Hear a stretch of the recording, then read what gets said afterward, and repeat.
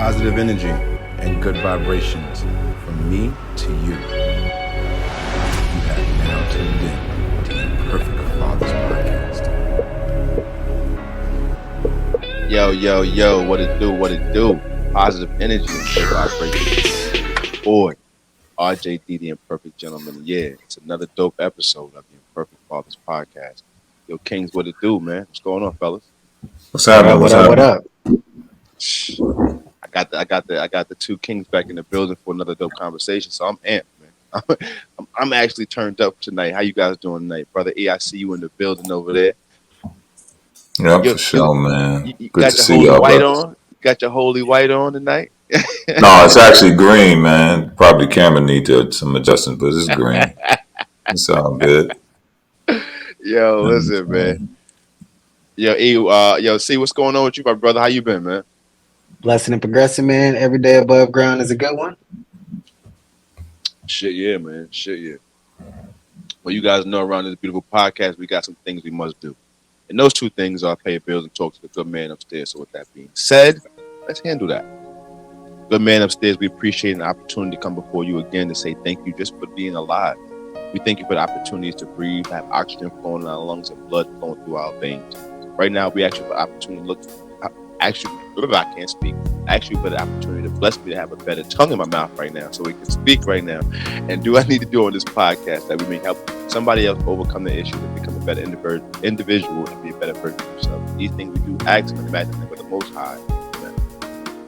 Man. Hopefully God do bless me with a new tongue right now, because this one seems to be in the way right now, my teeth.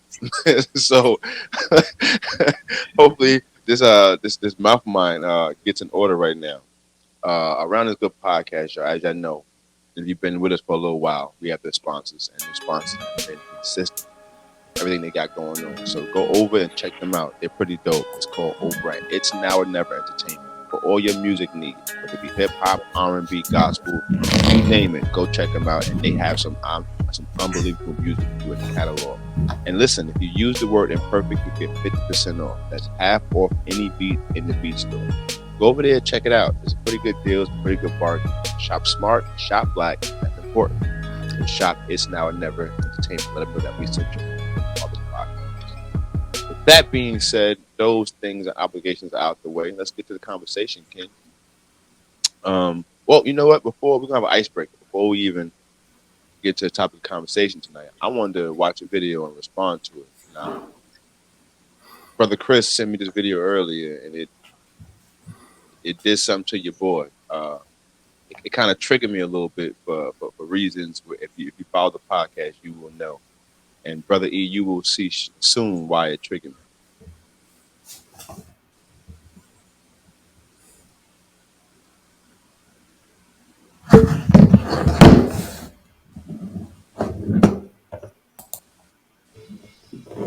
Okay, take that with the red. I feel it now. Like I was just waiting on. What the Yeah, what the was that? What happened? No, that's fire. What happened? That's gunpowder, man. No! That's gunpowder. Gunpowder.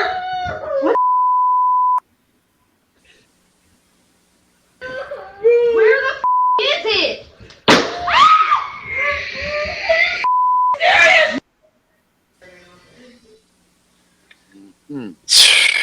That's intense, man. That's intense. Thank God, as crazy as it sounds, thank God it played out how it played out, because when the little girl first picked the gun up and it went off, it was a whole nother baby in the room. You know, kids always aiming it at each other and all that because they see in the little things on TV and all that stuff like that and social media. So they just think that that's cool. And if she would have aimed it at somebody, it would have been over. You know what I'm saying? So luckily it just went into a wall. And then when the dad picked it up, it went off again, which was crazy, which also makes me believe maybe the kid didn't pull the trigger. It was maybe something wrong with the gun or something, because just for the dad to reach for it and it to go off, that's kind of wow. But again, thank God nobody was hurt, but that was alarming for sure. Man, yo, what you got for that, E? When you wouldn't? I mean, I mean, the thing about it is, man, is in my eyes, man, we're just we're just in a sad state, man. It's like because real talk, it's not like that just got caught on film, but I've heard of incidents where kids got into guns and done things. So the thing about it is that's not like an anomaly. That's something that happens more often than not because Exactly. really you got young kids with firearms that don't know what the heck they're doing with them. So they'll leave them around or they'll get high and just leave them out or do something like that. So I guess the thing with me is that I'm shocked by it, but it's more of a natural occurrence. I mean, as we watch the news, man, it's more and more incidents like that happening, and it's just sad. It's real sad. Bro, like when I first witnessed that, bro, like I went back to my incident immediately. Like the first thing went back into my mind is when the gunshot first went off, when the baby reached for it, was like, oh my God. The first kid got up and walked away and was so shocked that he couldn't cry right away. It was just like he was in shock. And I remember myself when the gun went off in my own house. It was just the noise was so deafening, and the smell of the gunpowder was so potent that that's the only thing that like my mind it keep recalling that moment. It didn't even register to me that I had been shot at that moment. So when the bullet first went off and the kid walked up, my thought process was, all right, thank God the child is walking, but where's the damage of this bullet? You understand what I'm saying? Like the child picked it up, where is the damage of the bullet? Now everybody's walking around. When that dad went to go find that gun and realized it was in the couch, yo, do you know how many times that like I've seen parents, I've been around houses where they leave guns in the couch, like inside of the cushion because they want to be able to get to it fast enough or what have you. And I just thought to myself, it was like, yo, that like you said, Eric, it's sad, but this is a normal occurrence, man. And the second shot that went off when he went to go pick that gun up, Chris, I'm with you. Because now that we watch that video again, it's like he just went to go pick it up, and as soon as he touched it, it went off. So that makes me wonder, yo, what kind of gun is that? And it's crazy because I'm in a few group chats on my phone, as most of us are, and one of the chats, one of the guys had just put an article. Is that I believe? Let me look it up right now. I believe it's the SIG, one of the SIG lines that are being recalled because people are saying that they put them on their hip, and while they walk, they discharge and shoot themselves in the leg or in their foot. So look at the actual model. I don't want to mess up the model name. He just sent it, as a matter of fact. And that's a whole nother issue in and of itself because people are the demand on guns is so high, man, that they're not even making them quality. Absolutely, you're absolutely right about that, E. And to be honest, I know it's one of the SIGs right now. I don't want to waste too much time looking for it, but it's in the SIG line. And to be honest, like I just here we go. Popular handgun. It's gonna get the make and model right now.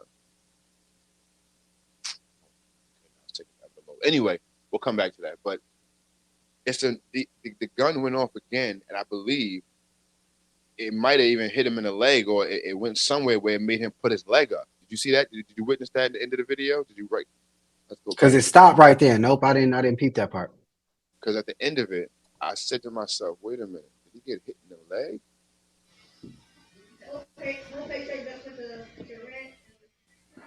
And he did get arrested. Yes, yes.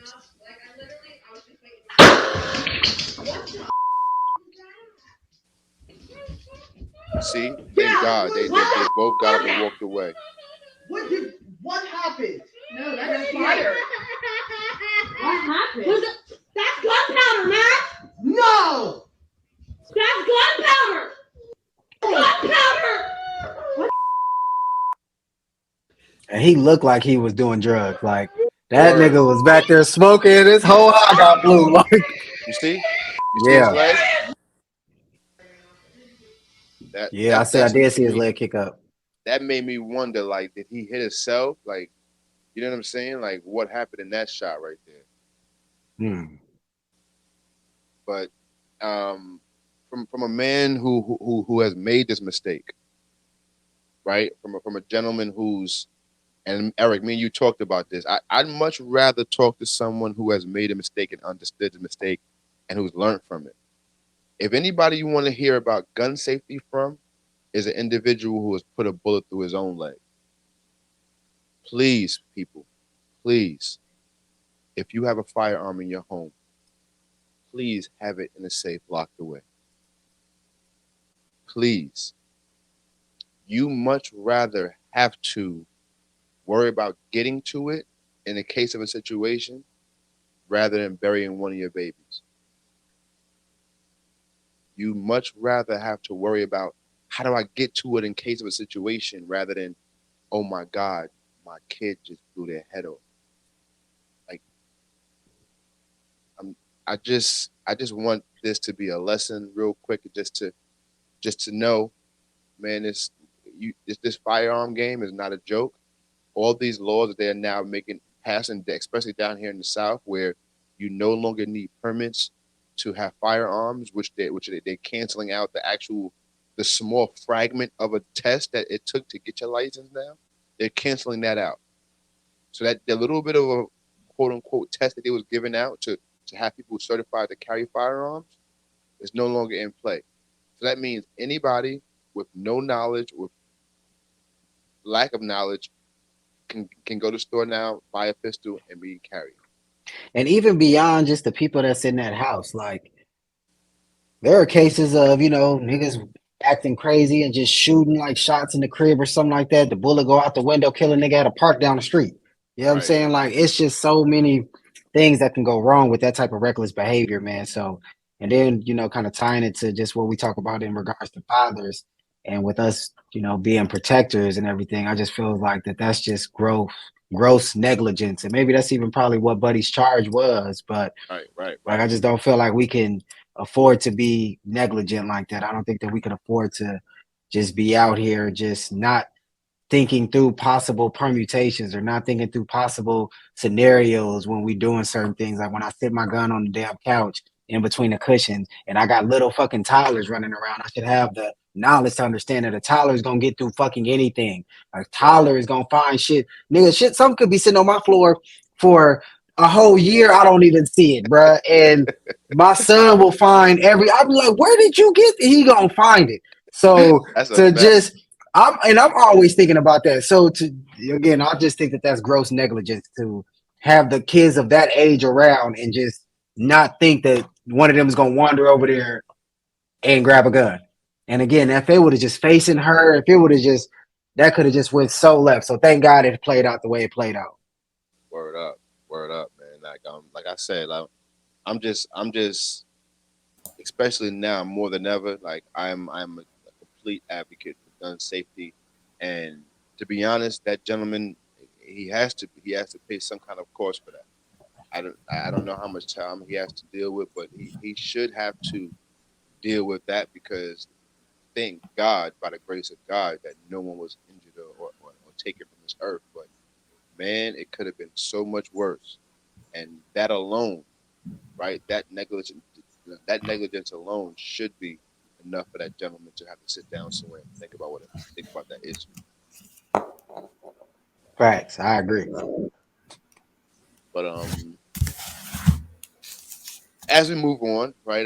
That was a little bit of a heavy icebreaker. You know what I mean? But it was well needed because as fathers, our job is, like you said, Chris, is to protect. Is to provide protection. Is to make sure our houses are safe, but not just safe from people outside, but safe for everybody inside as well. Facts. So that's a very good point you brought up, bro, and I'm glad you definitely sent me that to talk about. But now we're switching gears and jumping into a topic of conversation, which is vulnerability, man, the power of vulnerability. Um, I think that for me personally, I've I've kind of worn vulnerability out. I've I've built my brand on it. You know what I mean? Like the imperfect Me too. gentleman is literally an open open chest to the world. You know what I'm saying? Like it's really me just pulling back the cape and saying, "Yo, look at me of who I really am. Like look at what I am, what my flaws are, what where I'm struggling at." And I think it's been so powerful for me because that's the only thing I've built this brand on is my vulnerability of the things that most people won't talk about.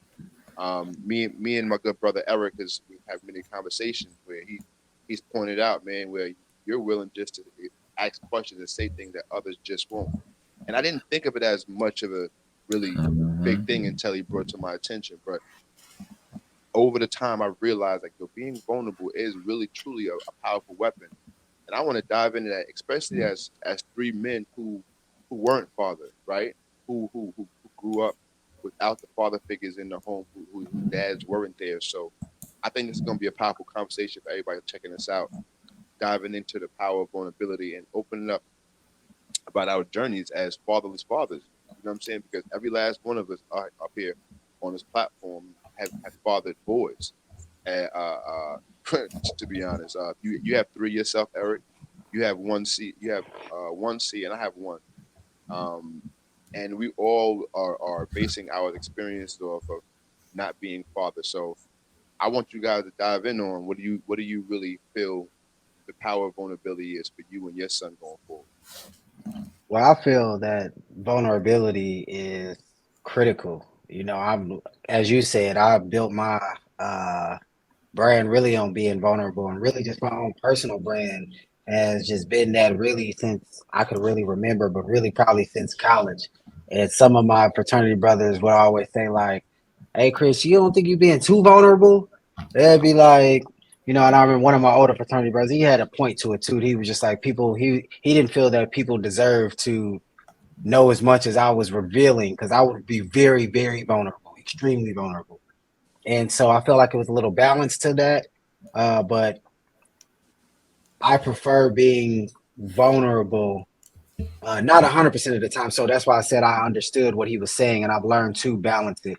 But I find that vulnerability, really, as far as men, we are conditioned to think that it's a negative, but in actuality, it's a positive. Through our vulnerability is when we find our strength.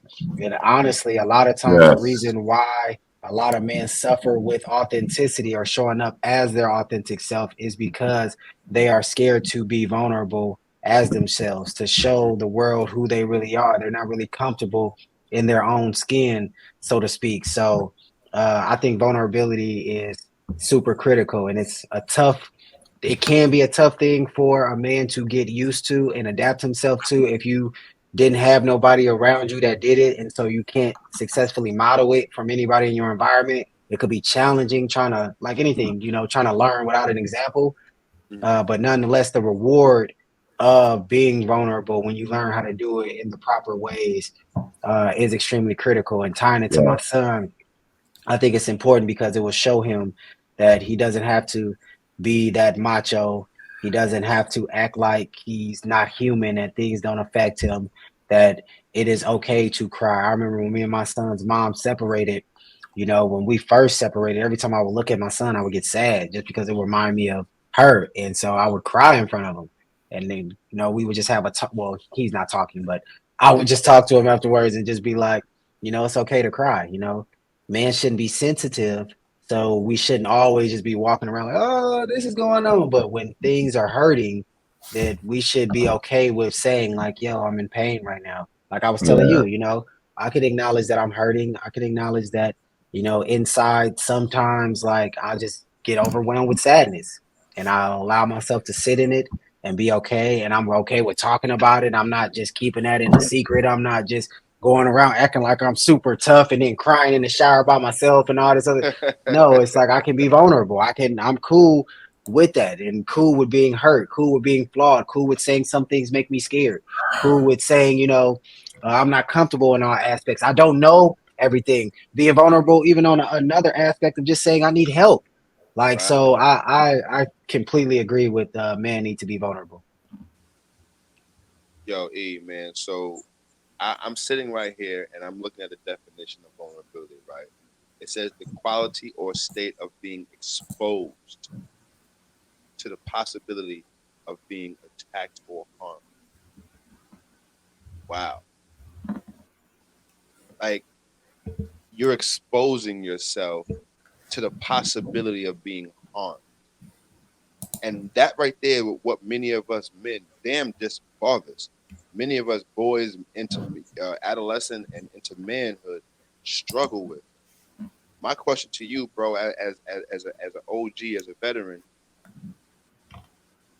how do we make vulnerability cool? Like how do we get past this? Because this is hard. It's like this, even the definition of it right now scares me. Like, you know what I'm saying? It says the quality of state of being exposed to the possibility of being hurt or attacked. I mean, man, for me, man, first of all, that definition is cool, but I really don't care about it. Mm, Um, what I've learned over the years is, man, and it's real simple. The only way you heal in any way in your body, in your mind, and in your spirit is to open up and let someone in. mm, When you have a doctor that needs to have surgery on your body, what do they have to do? They literally have to cut you cut you open open. Yes, sir. and you're vulnerable. So sometimes, man, I don't go by those definitions because really I don't know who even wrote some of that stuff sometimes. Let's just be real. And sometimes those definitions actually put a negative connotation in our minds, in our psyches. And then it allows us to build up this dramatic thing into our brains and into, who we really are. And it becomes a part of our makeup. And really, man, sometimes we just need to go a step deeper. I just see it just very simply, man, is opening myself up to heal. And whenever you heal, there's pain. Yes, sir. There's pain in healing. Yes, sir. But the thing about it is, and the type of pain I'm talking about is just not physical pain, but it's emotional pain. It's pain that goes deep. And most men don't want to experience that deep pain. But guess who does want to experience that deep pain? Women. Women experience it all the time. Matter of fact, how we got here, that was a painful moment for every woman that birthed us into this earth. So women are used to being in pain, dealing with pain. Men are actually punk asses when it comes to pain. You ain't lying. You ain't lying. I'm a co-sign that So 100%. right. And we do anything that we can to avoid it, Avoid it. Right. but we avoid it with like machismo. We avoid it with phoniness. We avoid it with things that are not really real. And when we do that, then we put up a facade that actually becomes a wall, and now no one can get in to help us heal. If anyone gets close to that wound, we jump, we flinch, and we even go back at that person. So when you're vulnerable, you'll let somebody dress the wound. You'll let somebody put something on the wound. You'll let somebody take care of that wound. So that's what I see vulnerability as. I see vulnerability as an entryway for healing in your mind, body, and soul. And I'm so glad that you went that route, Eric, because like you said, the connotation around the word, even the definition, it's like I think that's what really scares most men too about the word is like they believe that word softens us, right? It takes something from us, but in no actuality, it gives, right? Vulnerability gives because, like you said, when a wound is healing, it's pain involved. Like when I had to heal, my leg had to get healing. It itched. It was sore. It hurt. And it hurt all the way through. Every day that it was healing, there was some pain involved. But if I would have like tried my best not to feel that pain, I would have done everything to make that pain subside. I wouldn't have healed right away. And going back to the exposure part of the wound, yo, they told me while they was giving me directions to keep the wound covered for a certain amount of time. They gave me a specific amount of time to keep that wound covered. And then they said directly after that, keep it uncovered so the oxygen can get to it and it can heal. So it was a purpose and it was in the plan for that cut to have to be covered. And that time of it being covered, it was doing its job. But when it was time to be exposed, everything that was being exposed to, it needed so it could heal. So a lot of us men that we're trying to hide our wounds, we're trying to keep things covered up. we're doing nothing but causing it to be more infected. Because that's what would have happened if I would have kept my leg covered after the time they told me to keep it covered. I would start having infection, gangrene, all kinds of stuff. And what could have possibly happened was I could have lost my leg in the long run. So we got to understand that vulnerability is not here to hurt us, man. Like, it's here to help us. Like right now in this podcast, all three of us right now are talking about vulnerability. None of it is making us soft up here. Like, not one of us men up here right now are qualified to be soft because we're talking about vulnerability, or we're vulnerable even in this moment. Through your vulnerability, we actually find our strength. And I remember when I first started my healing journey, I was the age of 28. I'm 34 now. And I was doing the Jordan Peterson self-authoring program, which if anybody ain't done that, like literally revolutionary. And like, so I had, what made me start doing it was because I started smoking weed basically at the age of 18. And when I was 28, it dawned on me that you haven't stopped, you haven't like not smoked for more than like, the only time you've not smoked was for maybe like 21 days or something like that. So it's like in a 10-year span, you're smoking every single day. And I was just like, damn, like that, I didn't even think 10 years would go by that quick. So I'm like, then I linked that to, it's like, nigga, you don't even really be crying. You don't really be dealing with nothing. It's like, damn, okay, because you're constantly just smoking. So you're never really kinesthetically feeling the sensations of your body because weed kind of takes you out of that. So I'm like, all right. So I stopped smoking for 11 weeks. And during that 11 weeks, I started doing the self-authoring program. And how the self-authoring program is designed is it has you, whatever age you are, it has you break your life up into 7 components.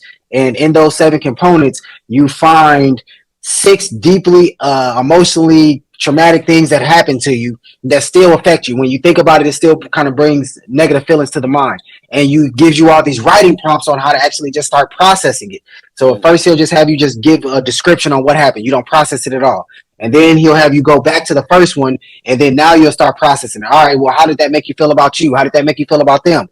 Then you do that for all the experience. Then you go back to the top one again, and you'll start, all right, well, how did that make you feel about your future? How did that make you feel about the world? Does that make you feel this? And then you just keep analyzing all these deeply impactful experiences that, again, you typically wanted to repress or suppress or avoid or not think about, or, you know, saying try to eat constantly so you ain't got to think about it. You'll sedate yourself, get tired, and go to sleep. Or bust nuts all the time. So, again, you sedate yourself, get tired, go to sleep. Or just constantly just be around friends or just whatever it is. And so when I started going through that process, dude, in that little period of time where I was doing the self-authoring, I cried more in that period of time than I had in the 10 years prior, bro.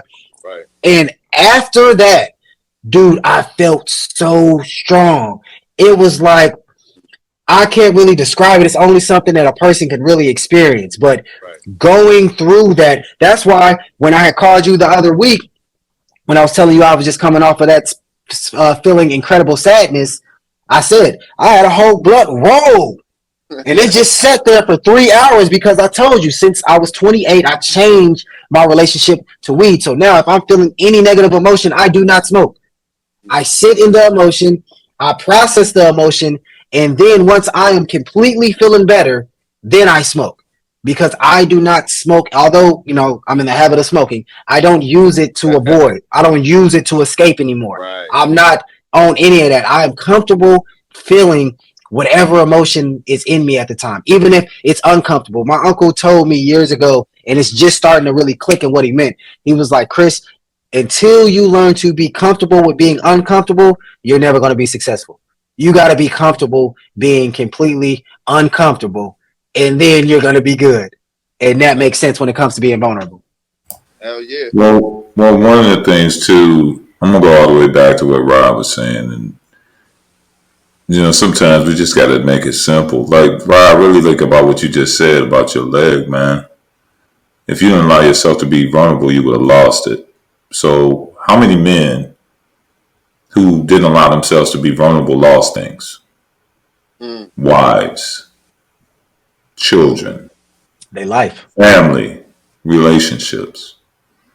Sometimes we just gotta just make it simple, man, and just really just get to the brass tacks. Like real talk, man. If you're not really talking to somebody about some of the things that's really going on in your life, I mean, it don't necessarily got to be your wife or the closest people to you, but it could just be just anybody, man, that you really trust. Come on, man. We didn't have episodes where people have killed themselves. Some of our best friends, because of a lack of vulnerability. Period, point blank.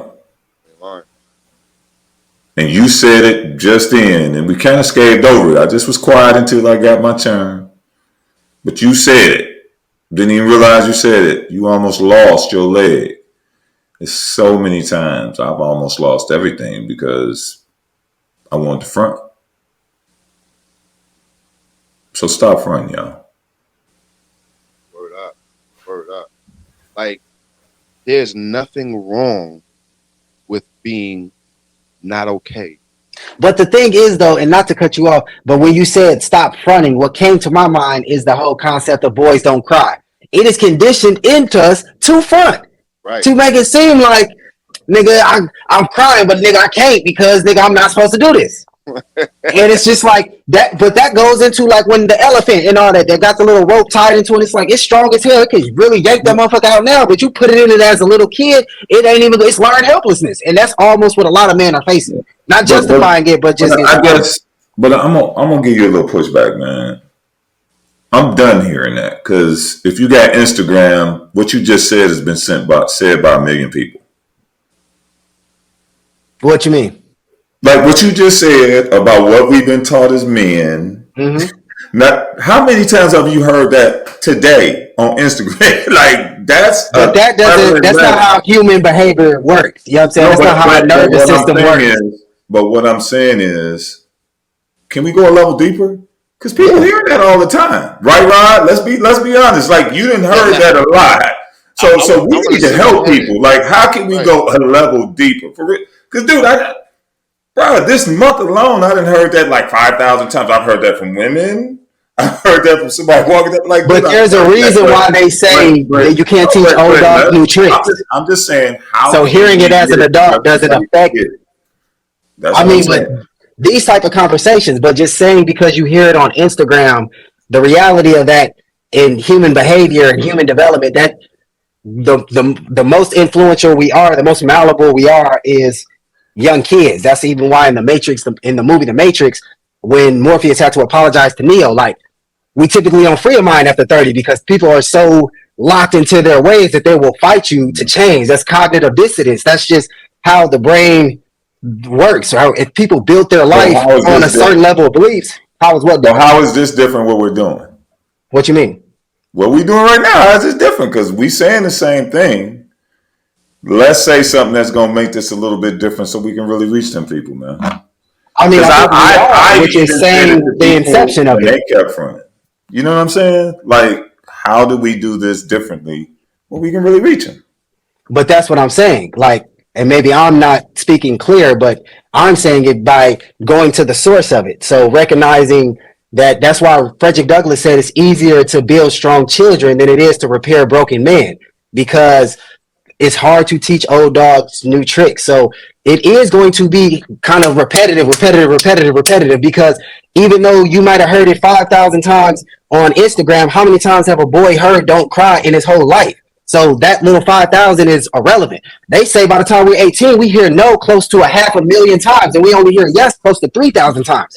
So it's just in us. That's so just a one conversation, two conversation. It's like gotta be like water. Just the constant dripping is what eventually is going to crack the cement of it. But the older the person is, the more grooves that thought is into their neurology and into their brain and just into their habits. So it's not just like a quick little fix like this, unless some deeply happened and a deeply emotional experience happened, like we lose a friend because he wasn't being vulnerable. Now all of a sudden that jolts us back into it, or we come to a situation where we're about to lose our job, we're about to lose our wife, we're about to lose something like that, and then we're able to. But for the most time, that's why they say after the age of 30, really the most easiest way to change, unfortunately, is through pain. But just motivation and just through will, that's harder the older a person gets. And again, it's not justifying, it's just the facts of the human body and just how the nervous system works. I think pain is with all ages. I don't think it's just old people that deal with, but Oh, like I kids didn't say deal with that. I pain. didn't say that. I didn't say But that. I just no, said that okay. as you get older, the easier it is through pain. Yeah, but what I'm saying, I understand, and so one thing I'm not disagreeing with you, but I just really want to reach people with this, man, because I don't want to lose nobody else. Like I don't want to repeat the same thing over and over again.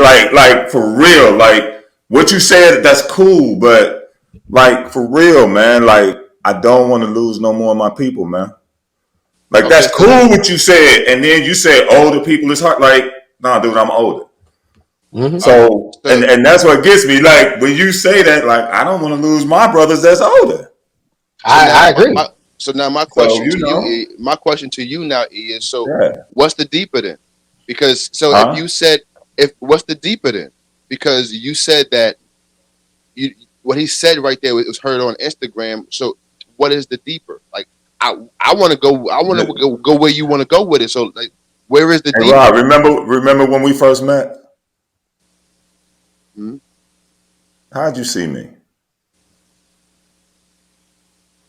Like when I first met you as an individual, or when we on the phone. When you first? No, I'm talking about like when we first started talking on the phone when I was by the pool. What was you thinking? What does dude want from you? What does dude need? Like what why are you talking to me? Like out of nowhere, what do you want? First So off, then, what about our relationship caused you to be more vulnerable? Let's be simple the honesty, with me. just honesty. Time, It's sacrifice, literally sitting with me. We ain't do nothing deep. We just sat and talked, man, and talked and talked and talked. And some of those conversations before we talked and talked and talked was still tough. Both of us. We ain't like the first conversation, we ain't say everything we need to say. I think a lot of times, man, it's real simple. The sacrifice of time actually peels back all those hard, crusty layers that's over our hearts, our minds, and our spirits, man. Like literally, Rod, you don't let many people in. And then people a lot of times don't even have the patience to stay with you long enough to be let in. But I wasn't gonna let you go because I saw something there. And I think so many times, man, people just don't take the time to really sit there with a brother and work with him and stay with him. You know, a lot of times, man, we'll just throw somebody to the side, even if they reject us. I'm guilty of it. I ain't gonna lie about that. Like, but also it takes an individual who is willing to sacrifice his own ego and feelings once he gets denied. Think about that, because if you already, if you an individual Exactly. who hasn't already come to terms with being emotionally vulnerable to someone else, and you get denied when you're trying to help somebody, that'll put you into a shell, especially if you don't know how to deal with your own emotions. So Yeah. that right there in itself is tough, because think about it. All three of us on this line right now are coaches, and we all have to sit down and have hard conversations with men. It's not easy getting past that shell. Like, so when you said, Eric, time, absolutely. I'm gonna go with you absolutely on that one, because in our first couple conversations, no, I'm not about to sit here and be Dude, you was vulnerable. looking at me sideways. You was looking upside my head like, what Yeah, this old nigga want? nigga, you better And, believe and, and look, and I'm an older dude. I'd be like, man, I ain't got time for this young punk. Get out of my face. it. And look, let's go ahead and just keep it a buck. Dude, most people do that because they're self-centered and they're about themselves. They're not going to sacrifice their time and themselves to do that. Even family members won't do that. We know, look, think right now how many family members that should have been talking to you and didn't. Even when you're older. Bro, let me drop something on you, because before we even started, you said something about fathers. Yeah. Bro, my father 82 years old and still stubborn. Still won't be vulnerable. But I ain't letting him go. I ain't letting him go. And that's the thing that's going to turn the table, bruh. When you going to be that dogmatic and be willing to sacrifice yourself to the point where you gonna sit there with your brother, look him in the eye, and say, "Man, I ain't going nowhere." And it's a lot of people ain't doing that, bro. We get to the small thing and we won't do it, dude. Even as coaches, you just mentioned us as coaches, dude. You had a client, Yeah, that I gave you. That was a tough nut to crack. But how did you crack that nut, bro? through time. Come on, Patience. man. Come on, man. Determination. Bro. And you was not gonna let that dude be messed up. And even though maybe things didn't turn out totally the way you wanted, that dude was a whole lot better than he was when you started. And that's where vulnerability opens up. It's like a rose, bro. A rose takes time to bloom. You can't just say, "Okay, be a rose, and you good." No, you gotta wait. You gotta be patient, and you gotta wait till that thing opens up. And you know what, man? It's the same with our kids. Facts. Cause kids, like we just say, like kids get from the time that you and Chris, you know this, from the time these young kids are exposed to certain things. Like when they leave your house, you know what I'm saying? Time and patience, you got to have that with them. And you got to have the same time and patience that you have with kids that you do with older people. But what is the main thing we say? Man, he grown, man. I don't mess with grown people. Word up. We'll definitely push the old heads off. I don't mess with grown people. And see, that so I defend old heads. Well, I'm not going to say that because 100% of my a lot of the stuff that we see is for the younger generation. Like they don't even talk about older people no more. It's so funny to me. It's hilarious to me. It's hilarious to me. It's like, and without us, so you're just going to eliminate all the wisdom, huh? You're going to eliminate all the people that's been there. And when you got an old person that really want to rock with you, Rod, look. What does it take you? And when you're an older person that is dogmatic about these young boys that's out here, that's when the healing's going to come on both sides. And that's what we need, man, to really have true vulnerability, and then truly everybody can rise and be better. But what do I know? I'm just saying. You know? Yeah, and 100% of my clients are older and all that stuff like that. So I'm very in tune with like what older guys are dealing with in regards to vulnerability and healing and all that stuff like that. So I can definitely relate to a lot of what you were saying as far as spending time with them in regards to that. But in regards to just my point is just saying basically the same thing. Just, you know what I'm saying? It's just going to be like the constant dripping. You know, that's not just one drop that cracks some cement. It's going to be multiple drops, you know, and a kid don't got as much pollution. Like if we just metaphorically speaking, if I had a fish tank here and it's all just pure, just straight water, that's how a kid is when it comes in. It depends on what you expose the kid to, determines the pollutant or how the polluted the water is actually going to get. You know what I'm saying? If you're only got your kid around just pure things, and that's what the fish tank is going to be. But as soon as it gets exposed to some other stuff, then that is what starts changing the consciousness of that particular person. So when you got a 40-year-old, 50-year-old, 60-year-old, that water is got all types of stuff in it. So if we just come with just some regular, just a cup of water, and we just pour it in that fish tank, it's not about to do nothing to it.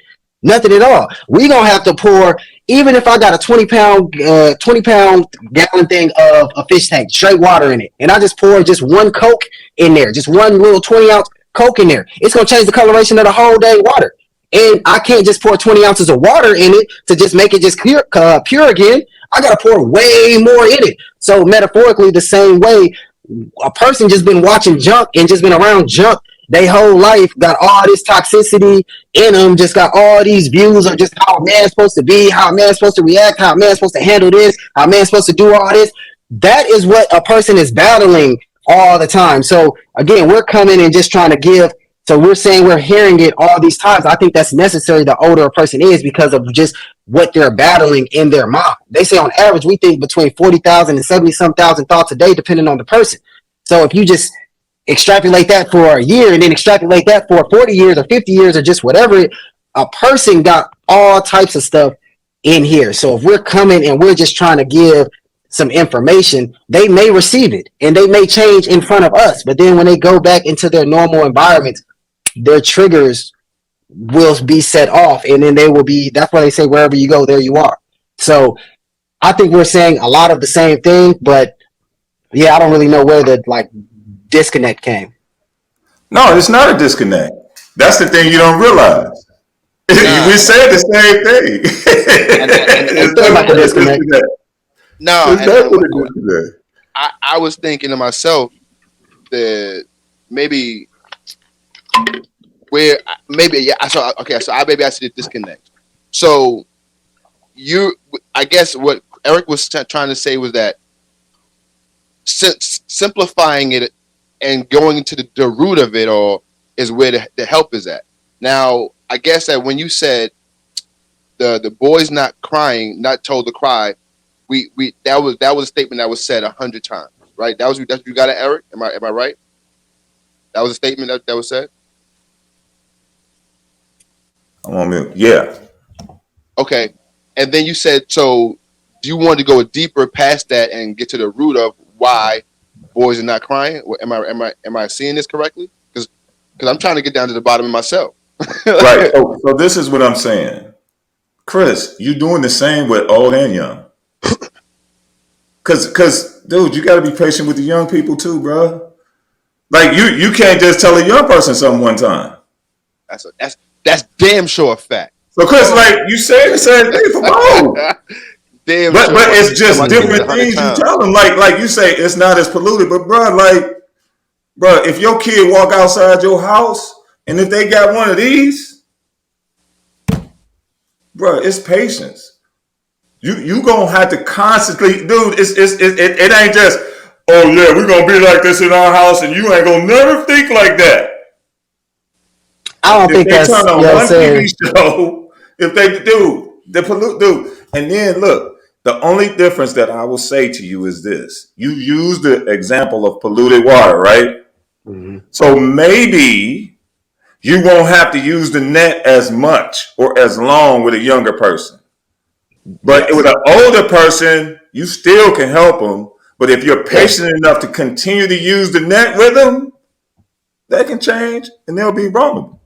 But you I got to be agree. patient enough to do that. And you got to be patient with the young kids too. Rod, what about them young kids you work with all the time Yeah, nah. that you tell me about? Bro, it took Yeah, patience. You couldn't just walk in there and say, y'all gonna stop. And you told me them marks.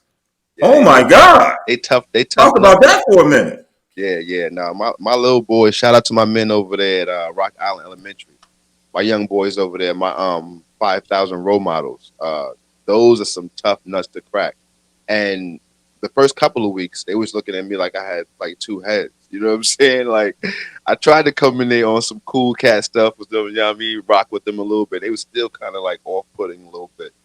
But after the second week, the third week, and then finally a few weeks after that, they seen me. They was actually asking for me. You know what I mean? I missed a week.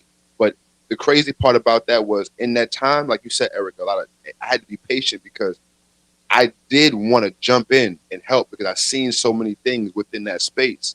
And I seen so many young men where I can just say, yo, listen, I can help you here, I could do this, I could do that. But the timing wasn't right. You know what I'm saying? And me just running in, they weren't even open to accepting me right away.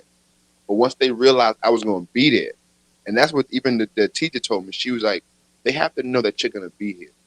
Like if you come one week, you take off 4 weeks and don't come back again, and you come back, they don't believe you. You got to be here for them and show them that you're a consistent figure. But now that they see me every week, and now that they see me interacting throughout the week, like I'm there all the time picking up my daughter and my wife. When they see me in the hallway, RJ, they come and grab me up, hug me up, love me up. But it's a total different energy than when it was when I first got with them. And to your point, Eric, even with that client we talked about, yo, my first time talking to him, he didn't even want to be on camera, dog. Like I'm talking about, Hey, dude, I remember. my son did not even want to be on camera, kid. Like he was like, Oh my nope. God, bro. His mom's was like, nah, I'm gonna bring him on. He was like, no. I'm talking about it took me 3 sessions just to get him to turn his camera on.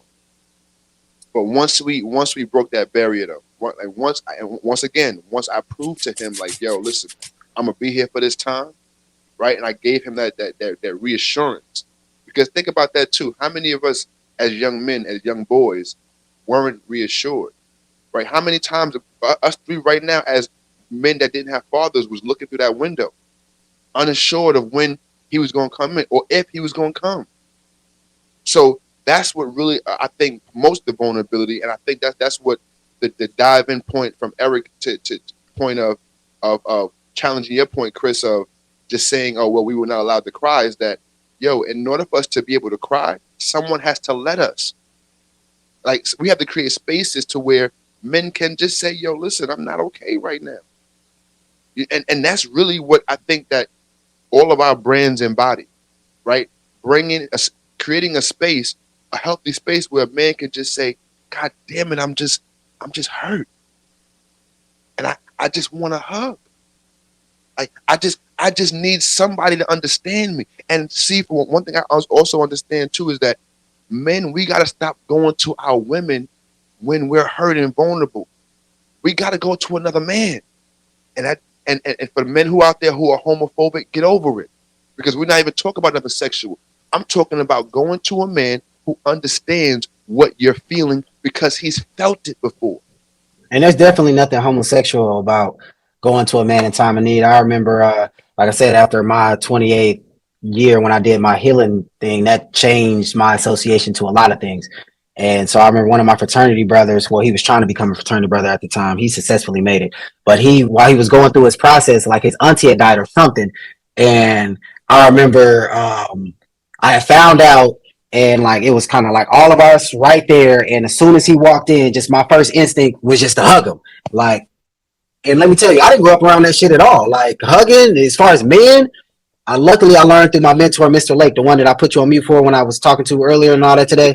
Like, he was the first one. When I was 20 years old, he was like, you think it's gay for a guy to hug you? He was like, you didn't have your dad to just hug you and just like, and I'm just like, nah, that shit's weird, bro. Like, and just for years he would, but that was like my response literally when I was 20, bro. Like, I was just like, dude, I was just thinking, I'm like, dude, you gotta be gay, bro, because that's just weird. That was, swear to God, bro, for years I battled that. But now, nigga, me and my father, nigga, we hug, we kiss each other on the cheek, and I started that shit with him, and now my dad's comfortable with it.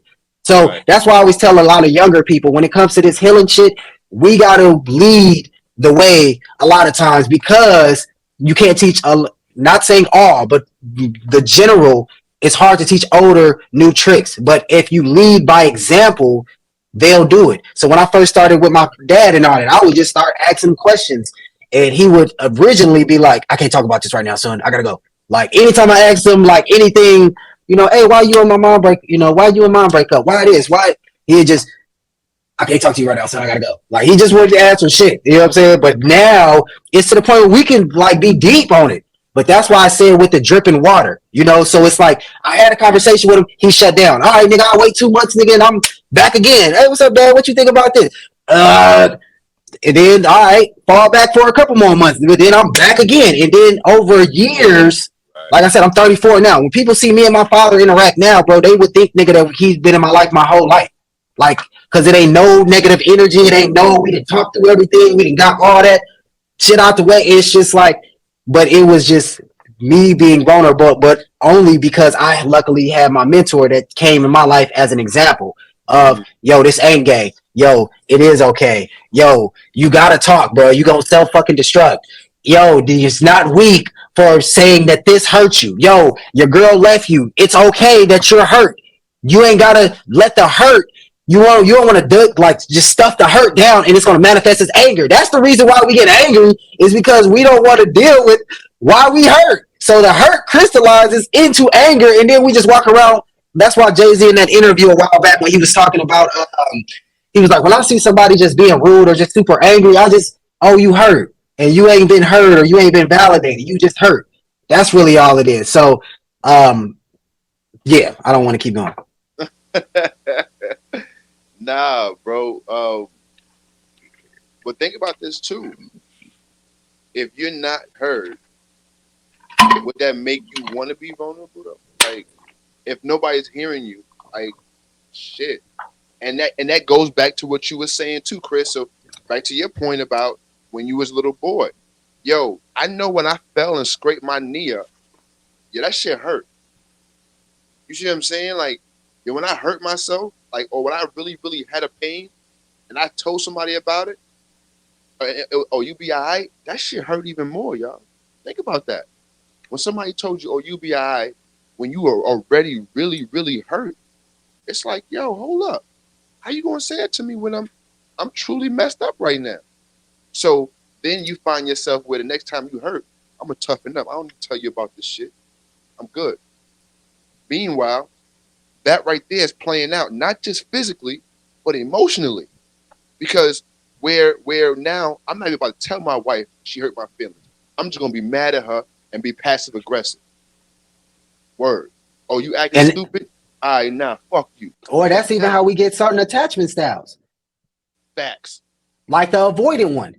Avoidant, and you would come across this anytime you ask a person that's desperately struggling in front of you, you'd be like, yo, you need some help, and they just tell you no. Avoidant attachment style. But how you get the avoidant attachment style is anytime you are endeavored to express love, or anytime you endeavor to just get help from your guardians as a child, and they just constantly just let you down, in your nervous system, you just be like, nigga, if I open up, it's just gonna result in pain. If I just tell this person. And that's why I always tell people childhood trauma is so important, because many of us as adults, when we interact with other people, that's really what we're dealing with. We ain't really dealing with what we did to a person. We dealing with what happened when they was really, really, really little. And that's why it's just so important to get into his point, Frederick Douglass' point, as far as it's easier to build strong children than it is to repair broken men. So I would encourage us as fathers to just be in tune with our sons. You know, I always tell people, I always monitor because you can't talk right now. My son, he's only one. So I always monitor his facial expressions and his intensity of his cry. And that lets me know, all right, I really got to tune in to my son. If his face is really like, and his voice is really, okay, hey son, it's okay. Yo, it's you know, and I'm loving to him. I'm hugging on him and I'm kissing all on him. And I'm letting him know that, nigga, this ain't gay. It was a viral video of, a pastor, I think his name was like Smokey something, and he had like his 14-year-old son like laying on him on the couch or something, or sitting on him on the couch or something, and everybody was like, oh, that's gay, and and I'm just like, that's really what we need, just to be like, yo, I can be vulnerable. I want to lay on my dad. This ain't gay. I can hug my dad. This ain't gay. This ain't. Yo, honestly, Chris, as a 39-year-old man this year, who has never sat in a man's lap, I would give an arm and a leg to be able to sit in my father's lap right now. I would give a lot up just to be able to sit in that. So for the people who had the audacity to speak on that, you don't even know what I would give for that. When you just said that, Chris, I was like, shit. If my father was in this room right now and told me to come sit in his lap, I'd leave this fucking podcast before you have a time to snap your fingers. Yo, the power in being able to just be wrapped in the arms of your father, this is what we pray about. This is most of the prayers.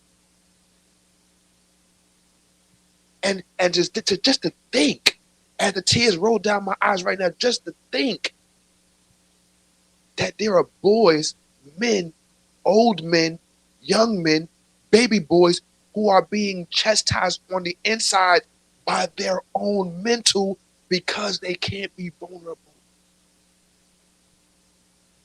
Yo, we got a job to do, and we damn sure gonna keep doing it, because this podcast will make sure of it. Vulnerability and transparency is what makes the man the man. And you giving a great example right now, bro. I just want to highlight that. Like, because it hurts, bro. It hurts right now just to think, Chris. But that's true masculinity. What I would do right now, Chris, to just jump into his arms right now, bro. As a 39-year-old man, I'd give my less testicle right now to sit in my father's arms and tell him about the boy problems I still feel on the inside. But this is the vulnerability that Eric was talking about that men need to see. Man, And see that it's watch cool. it. See, because as I'm watching you, I don't see weakness. I don't feel weakness. And that's why I said that this is a beautiful example, bro, of being strong and vulnerable. Yes, sir. But and Rod, that's beautiful. It's beautiful and it's real. Because I'm 56 and I got the same thing. And by the way, I see my dad every day and I take care of my dad. So that's a whole nother story. We'll get into that later. But what I'm going to tell you is we needed this strong ass conversation right now. Because what I'm trying to tell you is that we come with all this stuff, but we don't come with the real. We don't come with them tears like Rod got right now. Because that's cool, all this yin, ya. But that right there, and what it took was a conversation that went on for at least an hour before we hit that thing, man. And people ain't doing that, bro. They ain't doing it. They not doing it, man. They not taking the time to do that. You just set that man Rod free just now. And it wasn't just one word you said, like you've been saying, right? The drip drops, but the drip drops of this whole conversation got him to that point right there. Absolutely. Because let me tell y'all something, man. And that's the thing we don't do. We When don't the take the lights is fucking on, time. Excuse my language, man. No, you nah, good. You on? you already I mean, know. I know, but we on YouTube, so we gotta watch it. That's all I'm Yeah. saying. We We can't all get in. flagged. We apologize, YouTube. Yeah, We watch that's all I'm saying. Like y'all, it really ain't all right because this man got I'm to gonna get bleep it. paid. I'm So gonna yo, bleep that. I'm gonna bleep it. yeah, I'm gonna make sure I bleep on the yeah, on the yeah. on the We edits. gotta keep the bag going. Let's Yeah, go. you ain't lying. You ain't lying about that. Keep that bag flowing, YouTube. Be nice to Yeah. but seriously, like I never in my life have a problem with showing tears because I understand that there is so much power that comes from not just the flow of the waters. It's the release of hormones that changes things. And also too is like one thing I've learned is that there are so many people who just watch you and just want to see you do the one thing that they want to do. You know how many men that just want to cry? Yo, Chris, we talked about this last episode on the podcast, bro, about how we both had that emotional journey and had to really sit in it. Yo, that time I sat down in this very office a few years back, and I talked to a little boy inside, and I went back to that little boy that felt helpless, and I began to talk to him and do the shadow work. Yo, I cried so hard in there. Like to your point, Chris, I cried enough that night to catch up for all the tears I hadn't cried for the 15 years prior to that. Because before that point, like you said, I had not cried. Even my grandmother dying, I was manufacturing tears. I didn't feel I didn't feel her death until I dealt with the boy issues that night in this very office. She died, I think it was 2007. Here I am, 2020, now feeling her leave me because I was never vulnerable before that to be actually able to feel it. So when this past November, when I felt this urge to shut down. Eric, you know about this. I felt this tremendous urge to shut everything down. So I did. What I didn't know, I was preparing myself to cry the hardest I've ever cried to find out my best friend took his life. Yo, I cried so hard that my wife had to pull me off the floor. Now, if you would have asked me if this was the very thing that would have happened years before that encounter in this office, I would have said, damn, that's whack. I'd have hung the phone up, a tear would have rolled, and I'd have moved on. But I had to process that pain. And one thing you talked about, Chris, is that, what you call it, that, what kind of sadness was it? Incredible Incredible sadness? sadness, yeah. Bro, that incredible sadness set me free. Because in order for me to get past my best friend leaving this earth, I had to sit in it. I had to endure that incredible sadness because in order for me to get through it and help others, because I'm now supposed to help people get through what I've been through, I had to learn the process. Because now go to your point, Eric. How could I tell a man It's gonna be okay. If I don't know, it's gonna be okay through time. How do I know that? I can say and tell you what I read in the book, but you can't feel a book when I'm talking to you. But what you can feel is my experience. You can feel my emotion. You can feel this pain that I can transfer to you. Because I can only transfer that because I've been through it. That's powerful, bro. And the other thing too with that, and I just want to segue because I mentioned my father, and I don't want to leave people hanging with that. So, for most of my life, my father really wasn't around. I saw him sparingly, and most of the time with my father, man, all I tried to do was just emulate what he did because I felt that was the only way I could get close to him. So even now, and I love my father dearly with everything I got. But even now, I can see his upbringing and I can see all that rough, tough stuff that he was taught. And, he wasn't even around to even pass that down to me. You know what I'm saying? A few of the times he would tell me that, but he really wasn't around. So when you talked about sitting in the lap, hey man, I stayed with my father for the last year. And bro, we ain't had no real conversations. Like, the only time we had a real conversation, so you talked about incredible sorrow and pain and all that, was when I had an incredibly angry conversation with him and told him he wasn't. Because sometimes you got to have that type of incredible too with people. You got to show them who they really are, what they really did to you, and then that also brings in vulnerability. Because some people ain't gonna take that little. It's okay. Nah, you got to lay the wood sometimes. And And you that's what can't hurt. actually brought vulnerability to my dad. When me and Rod, my brother, Right, right. we came at him. And he tried to come back. And man, it got to a point he couldn't even say nothing. But guess what now? He ain't huggy. He ain't all huggy duggy. But every time I get off the phone with him, he tell me he loves me. Mm, wow. But that took time and patience. And shout out to Miss Woods. You know who Miss Woods is. She just had a Shout out. birthday.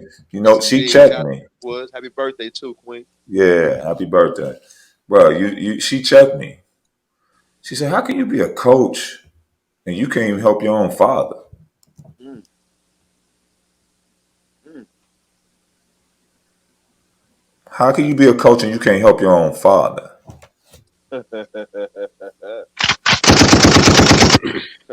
Shots fired. You trying to run out here and help all these other people, read all these books, do all this stuff, but the man sitting right there, 82 years old, probably gonna die, whenever you're gonna die, you're 82. You ain't gonna help him. He's living in addictions. He's doing all these things, but you're not gonna help him. But you're gonna run out and save the world. You're gonna post on Instagram, "Hi everybody, I'm Eric Harrison." Yeah, you're gonna do all that, but you can't talk to that dude. See, like I may come off a little gruff on this thing sometimes and be like, "Man," but dude, I'm harder on myself than anybody. So when that came to me, it was like I got to take some time with this dude. And then when the little "Come here, Dad, I love you," he was like, "Eh." Then I had to come with that same thing. And when I came with that, that dude broke down. He broke. Now Was there he'll any just call fear me in the middle of the associated? day. "I love you, Dad. I love you, son." I'm like, "Okay, Dad. Like, you been to the doctor? like, you need some money? You want to bet some horses?" No, I'm keeping. Y'all get what I'm saying, man. It's like, Was there any fear associated with that conversation? for who, me? Uh-huh. When you had to get No, it angry? wasn't.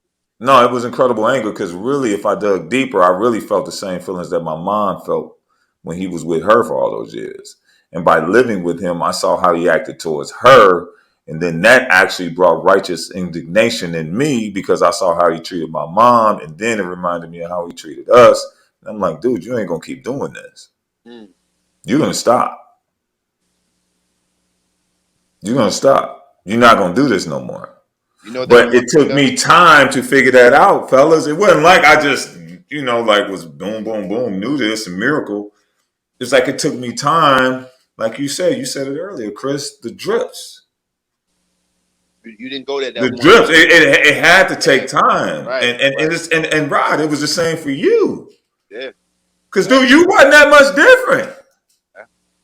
You really wasn't, dog. Come on, Rod. You're a teddy bear now, but you wasn't no teddy. But back then, you was a grizzly Yeah. with claws and fangs. You was. Come on, dog. Now you the teddy bear. You still got claws and fangs, though. Don't get it twisted, dog. You still got them. He just won't cut you as quick. That's all. Man. But He'll only cut you if you're coming after his family. you understand what I'm saying? That's a fact. So all I'm saying to you guys and to everyone is that it takes patience, man, and time.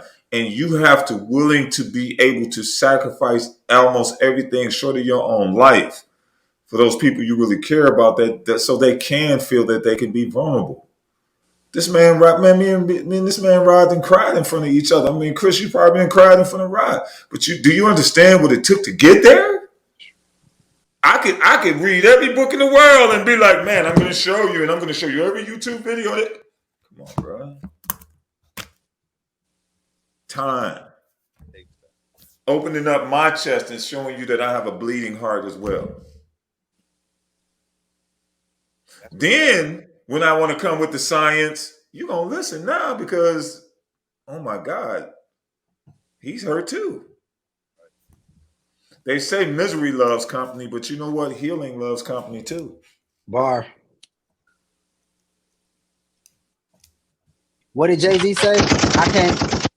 Jay-Z said, I can't help the poor if I'm one of them, so I got rich and gave back. To me, that's a win-win. And that's what I think about in this vulnerability space. You know what I'm saying? I can't help the poor if I'm miserable and all that like them, or if I'm closed off like them. So I got rich, you know what I'm saying, emotionally speaking, and then I'm able to give it back because niggas ain't gonna want to listen to somebody who, like, to his point, you know, if we talking about money, we ain't trying to hear nobody about money that don't look like they got money.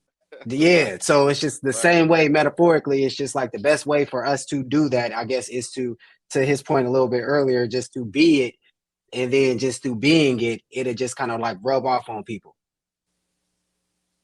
Yeah, and you got to be consistent. Come on, Rod. Hey man, I'm putting me and you out there. We on blast tonight. Why not? Bro, I was consistent. I was calling Rod every day. Sometimes we talk for 3 hours a day. Yeah, facts. That's a whole fact. You think I had time to really be talking to this dude for 3 hours a day? And I got look, I do a consulting gig for a bank too. I'm not just a coach. Like, I got other stuff going to do. Dude, I had things going on. But I was placed into his life, man. And I had an affinity towards my brother, and I knew I needed to be there for him. So I was willing to do whatever I had to do. Bro. So and see, okay, we bring the women up again. My God, fellas. Man, if a woman really loves you, man, they'll go through hell and high water for you, bro. But a man won't do that. A man will be like, bro, I'm done with him. Quick. But a woman, oh my God, they'll die. No, man, I done seen women get beat, everything.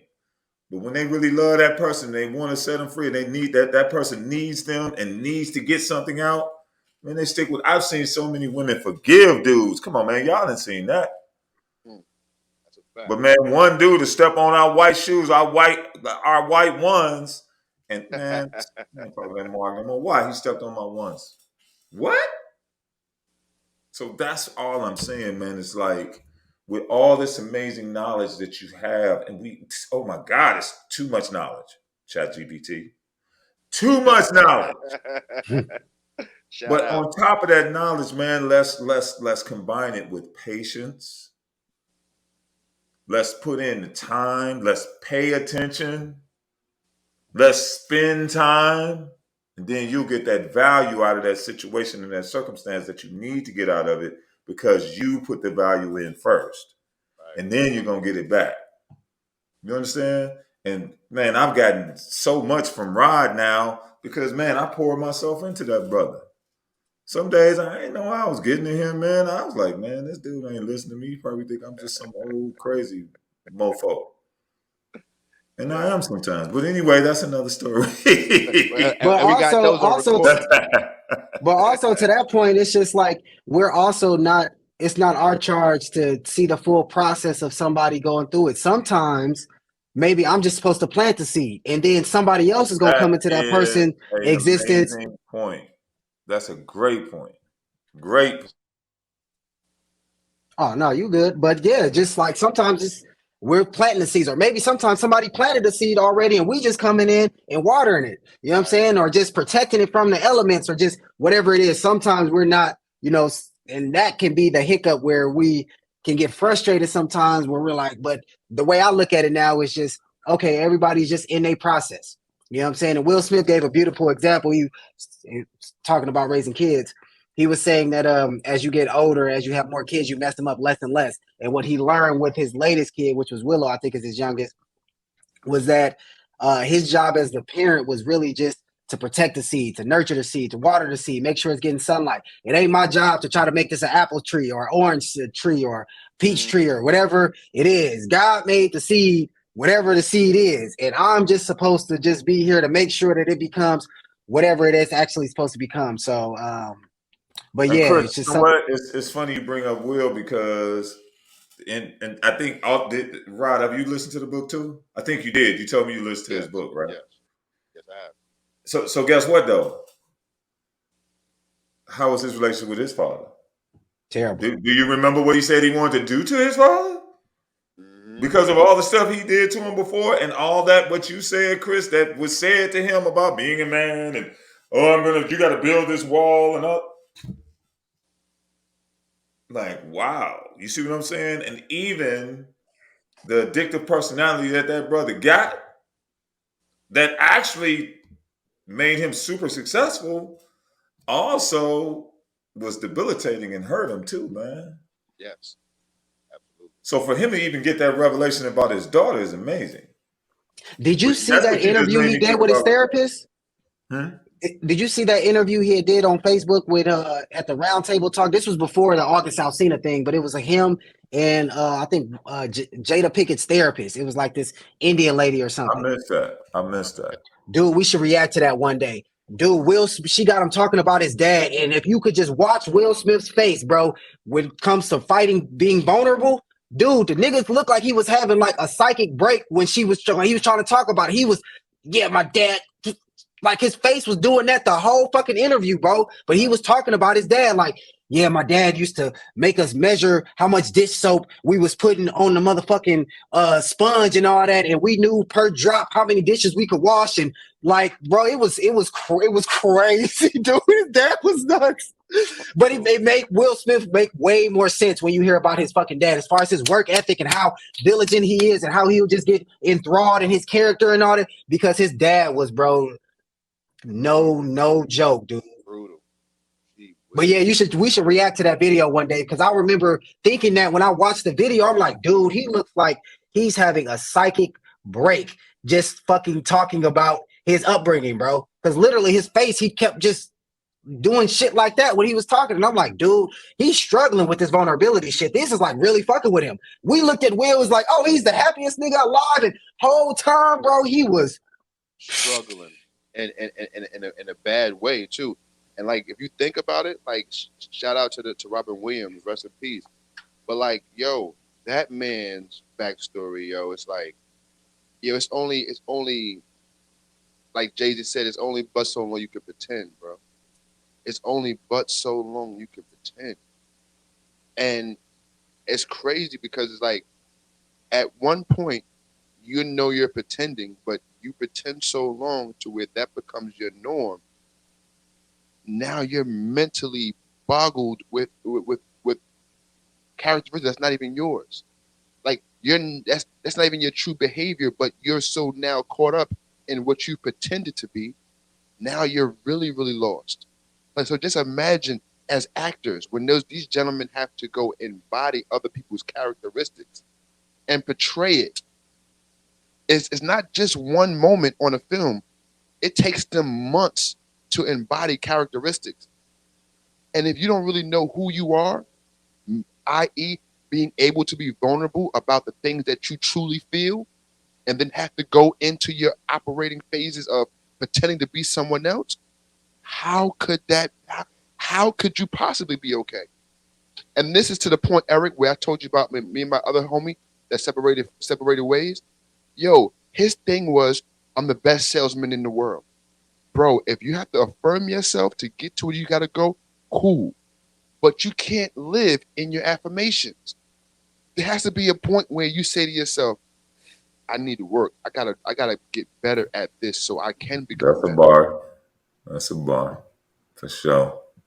You see what I'm saying? Because think about this. Like if you are operating in your affirmations, living through your affirmations, you're living through lies.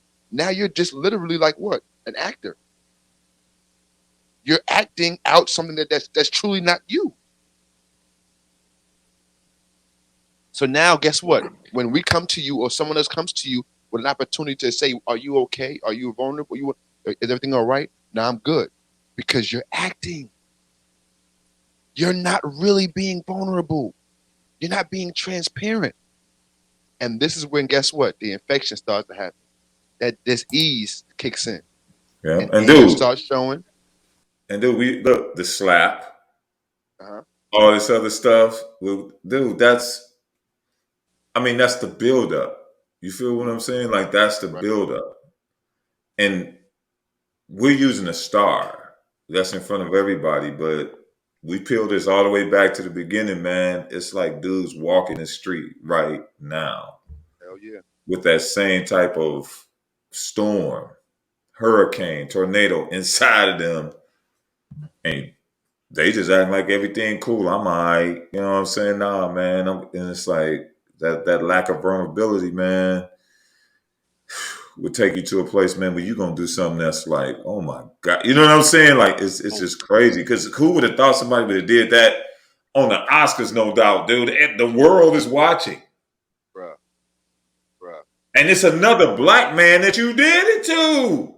A black man is like literally like the black man was producing the show. Will Packer was producing the show. This is the first time that they let us. This ain't funny, but it is. First time they let us in, and look at what we do, bro. We don't know how to act. You know what I'm saying? Like they let the black people in, and we do that. Come on, man. Like Hey, but really? let me point this out too, because I learned this at an IHOP. And I think that this taught me the best lesson about understanding each other as individuals. So one day I was going to go IHOP to get some breakfast, and it was one of my days off, and my kids was at school, and I was like, yo, I'm just gonna go sit somewhere and have some food by myself. So I picked IHOP. So when I got to IHOP, the IHOP was jumping, and I'm like, man, it seems to be short staffed in here. She's like, yeah, three of the servers called out, and one of the cooks is sick. So I'm serving and I'm hosting at the same time. Please be patient with me. I said to myself, man, she's working behind dog. And she had to leave whatever she's going through emotionally about her life at the front door of IHOP, right? Now I'm processing this while I'm sitting there. A gentleman comes in, flying in, right? Flew in the parking lot. You could just tell he seemed to be in some kind of rush.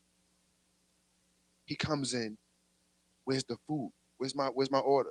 I ordered it half an hour ago. They said it was ready. Now, mind you, he's not even taking into consideration what's happening inside of this space. He's only considering what he's going through. He don't even know that this place is short staffed, overbooked right now, and this woman is the only one on the floor. So his food has been done, but now it's cold. So she was trying to be a good employee and put it back and told him to remake it when the person got there. So he wouldn't have cold food. But he's not thinking about that. He's only considering, I'm running late for work. I got XYZ going on. He starts yelling at her. She starts yelling at him. And I said, wait a minute, y'all. Hold on. Hold on. The only problem is you don't know what she's going through and you don't know what he's going through. Think about that for a second, y'all. How many times how have we, even myself personally, taken someone else's inability to be on time for something or do something they said they're going to do personal because Oh, you didn't do what you said you're gonna do, but I didn't take in consideration to what you were going through. Now think about this: if me and you have a situation, and you said you're gonna do something for me, but you had a life altering situation, and then you come and tell me about it, but now I got an attitude, and now I'm looking at you sideways. Are you going to be more prone to be vulnerable with me next time? Absolutely not. And this is what we have to do: is get out of our own feelings. That's The good, the bro. moral of that whole story was we got to get out of our own feelings when there's Hmm. someone else that's you can see is visibly going through something, or they're That's giving you some good, kind of bro. attitude. We got to step Yeah, out of what we feel in that space and say, you know, it's gonna be all right, bro. yeah, I know you're yeah. not mad at me. I know it's not me that's doing this to you. But yo, whatever you need right now, I'm here for it. Facts. Woo! Hey, in the Man, chat, I had sent you that Will Smith video, bro. If you wanted to look at it real quick, I know we Oh, going okay. crazy on the time, but it is right there. Okay, okay. Now you know what? Now you know what? I wanna what's the name it? I wanna react to it. So that's the next episode. Okay. I wanna definitely react to it. so you So we saying can we got to put that. continue this, huh? Yeah, no question, no Hey, question. man, this is so this kind of answered my question that I had earlier, y'all, and this is all I was trying to get to. Like I said, Chris, actually, I think we were saying the same thing because I think what you were also saying about the whole Instagram thing and all of that is that that's just a little tidbit. You know what I'm saying? That's just like a little taste. That's like giving a starving man a crumb off your table. You know what I'm saying? Like that's really not gonna move the needle. And I get what you were saying. And all I was saying is in this conversation went to a place. Whereas anybody that's listening to this, man, it's gonna hit them because I think it hit each and every one of us that way. And so everything that we talked about in this whole conversation was just exhibited by us. You saw Absolutely. the emotion. You know what I'm saying? You saw us being patient with one another. You saw us understanding each other. All that's there. And all we're asking you to do, if you're watching this, is to be able to do the same thing with the people around you that you truly love. That's all we're asking. That's all we're asking. You just saw us do it. Rewind. Go back. Look at exactly Facts. everything we did in this conversation. If you do half of what we did in this conversation, man, you set the tone for vulnerability. I'm telling you, it's real. But you got to do this kind of stuff. You do. And let me tell you, as we get up out of here, guys, like this reminded me about my conversation with the good man Tony Robbins. I asked him, I said, "What makes you different than me?" Don't give me that. Don't give me that political answer. Ain't no cameras on you right now. What makes you feel physically different than I feel right now, just standing next to you? And his thing was, I have the hard conversation with the people I love all the time. I don't run from the hard conversation, and that right there is energy shifting. It's life changing, and it would definitely catapult you to the next level. Because if you didn't see it, we're all three of us on a different level than we were when we first started this podcast. So with that being said, good people, yo, Chris, you got anything before we get up out of here, man? Stay blessing, stay progressing, man. Vulnerability is strength. Don't feel weak. Don't isolate yourself. A lot of times when we do feel less than or we feel like life ain't going our way, we want to isolate, but that's not the time that you should isolate. That's the time really you should lean into community. It seems counterintuitive because it goes against what your feelings are telling you to do, Right. but that is what will really bring you out of that space. You know, it said I think it was Seneca that said, our vices would abort of themselves if every day we brought them to confession. So just Mm, everything that you're just struggling with, if we bring it to light, but it's also like bacteria where it's in the darkness, that shit is gonna grow and grow and grow. So just bring it to light, let people know what you're struggling with, let people know what you're dealing with. You'll attract people who've traveled down that road and they can help you out of there. And then you'll just be able to again attract people like Eric was talking about who care about you, who will sit with you, who will just sit with you until that emotion goes or talk to you until that emotion goes. Trust that those people are out there and then just have the strength to be vulnerable. yo, listen, that man just summed it up. I ain't got no more other than to let you say that. Like even quote the good man Jay-Z. He said, "You can't heal what you won't reveal."